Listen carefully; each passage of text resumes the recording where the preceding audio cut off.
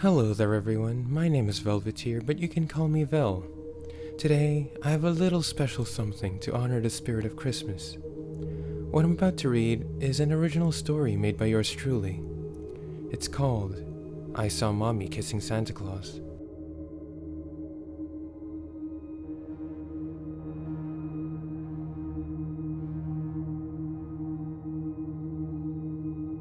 I hate Christmas. Don't get me wrong, it hasn't always been this way. There used to be a time when Christmas meant everything to me. It was a time for celebration, a time to forget about your diet and stuff your faces full of food, a time when everyone was happy. Oh, and of course, who could forget about the presents? Nothing beats waking up in the morning to the smell of fresh pine and carelessly rushing downstairs, almost tripping over every other step, all in an effort to rip some boxes open. The satisfaction of tearing through gift wrapping after days, weeks of not being able to touch these forbidden treasures is immeasurable. The thing is, I can never look at Christmas the same way after what I've gone through. When I was a kid, my parents would always tell me these stories about Santa Claus. Santa, a gentle old fat man dressed in all red and harboring a glorious white beard. It was he, they said, who brought all of the presents to children around the world. There was only one condition. You had to be nice. I mean, that's as fair of a trade as any, if not even better. All of these gifts in exchange for being a decent human being? Of course I took the deal. I was the nicest kid you could ever meet. Naturally, as the years progressed, I got more curious as to what Santa really looked like. Why was it that I couldn't meet him? My parents always told me that only the bad kids are insistent on seeing him, that he would lose his powers if he got seen, which meant that no one would be getting presents anymore. For a while, I did as they told, always going to sleep early on Christmas Eve, always leaving the milk and cookies out beforehand, and always turning the fireplace off, all so that Santa could deliver presents in peace. That was until I was 10. That year was not particularly the best. Mom and Dad were always fighting over the smallest things. On one day, it would be about the dishes, and the next, it would be about the garden. Mom kept saying that she was sorry and promised that she would be better once she stopped taking happy pills. But even I knew that was a lie. As a result, I started to act out in school. I quickly shifted from being every teacher's dream student to being every teacher's nightmare. This went on until the holiday season. I knew that I wouldn't be getting any gifts that Christmas because of how I'd been acting. I still remember feeling the rage thicken in my veins. I've always wanted to see Santa, so I decided that was the year I would finally stay up and see him. I would finally see Santa Claus and rob the other children of their gifts. Nobody was going to have a Merry Christmas that year. Fast forward to the 24th. I got really nervous and my heart wouldn't stop beating. The thought of stealing Christmas excited me. So, for the rest of the day, I put on my best behavior and pretended that everything was alright. Dad said that he was going to Granny's that Christmas, so it was just me and my mom at home. I didn't really care. The nervousness and the excitement grew the same, even more so when it became nighttime. My mom tucked me in and I pretended to fall asleep. The plan was in motion. All that I had to do was wait until I heard Santa enter my house, and then I could see him. The problem was, I had nothing to do until then. I couldn't play with any of my toys, listen to music, or even use my phone. Otherwise, my mom would hear me and ruin the plan. All that I could really do was blankly stare at the boring ceiling. For a little kid, the seconds felt like minutes and the minutes felt like hours. I started to doubt that Santa would come. Was he even real? Is it true, what the others told me? No, of course not. He is real. There's no way he isn't. I started to drift off to sleep, slowly losing hope that he would arrive. That was until I heard my window cracking open. I quickly looked, but there was nothing there. Weird, I thought. Did Mom leave my window open? I was sure that it was shut before I went to bed. It was probably nothing. I stood up and closed the window before heading straight back to bed. But as soon as I laid back down, I heard it again. Sure enough, it was open. This time, I decided to pay extra attention to the window. I didn't get up. Instead, I watched.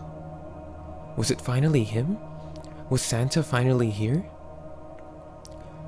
One by one, I saw what looked like fingers start to appear. Then a head, then a body, and then finally, it slid into the room. I wasn't too afraid at this point, still thinking that it was Santa. But then, it started to crawl along the side of my walls. It was so fast. If I wasn't paying any attention, I would have missed it entirely. It was like a shadow zooming by. Bear in mind, up until this point I could only see its outline given how dark it was on that side of my room. I didn't know what it looked like until it crawled into the moonlight. What I saw would forever torment me. This creature, this thing that flashed before me was skinny and had charred, melted skin, like it had just escaped from a fire. Stupid and naive, I immediately pretended to be asleep in hopes that it wouldn't notice me. After a while, I took a small peek, barely opening my eyes. Luckily, there was nothing there anymore. I closed my eyes again and waited, afraid that it was still there. It wasn't long before I heard my door gently creak open and shut. That's when I noticed that the creature was disturbingly quiet in its movements. In fact, it barely made a noise the whole time that it was in my room. Suddenly, I heard my mom screaming. I decided to sneak out of my room and tiptoed to the staircase, slowly making my way to the living room. That was when I saw him. What seemed like the real Santa Claus. But something was off. Why was he kissing my mom? Why were they under mistletoe without leaves? Where did the creature go? That's when Mom's head flopped backwards. My vision finally adjusted to what was in front of me. Her eyes, her jaws were gone. The blood that spurted out of my mom covered this thing in dark red. I couldn't move, I couldn't speak, and I couldn't breathe. All that I could do was stare as it looked up, roared, and dropped Mom, ready to make its way towards me. It seemed that it did not like being seen. No matter how hard I tried, I couldn't get my legs to work, almost as if the thing already had a hold of me. What made it worse is that it knew. Instead of darting towards me like how it did in my room, it slowly crept its way over. It wanted me to feel fear. Suddenly, by some miracle, I could feel my legs again. I immediately stood up and tried running away. But it was too late.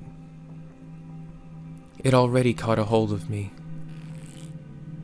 I fell flat on the ground and the creature pressed its face against my cheek before placing its long, lanky fingers on my lips, shushing me. What happened next is still a blur.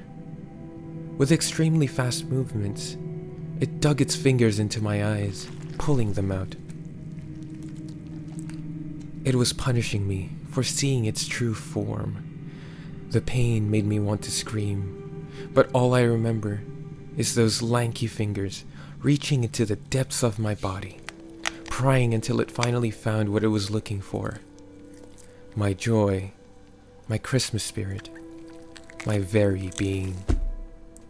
I wanted to die right then and there, but it gave me a fate worse than death. It let me live. The next morning, my dad found me and Mom. I kept trying to tell everyone what happened, but no one believed me. Instead, they locked me up and called me crazy. So now, I am sacrificing my nails, trying to warn them.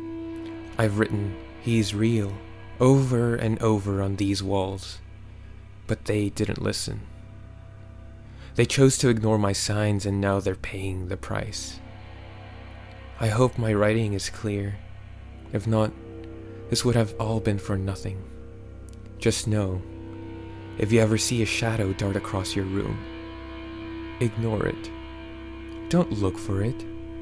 And no matter what happens, make sure you never see it.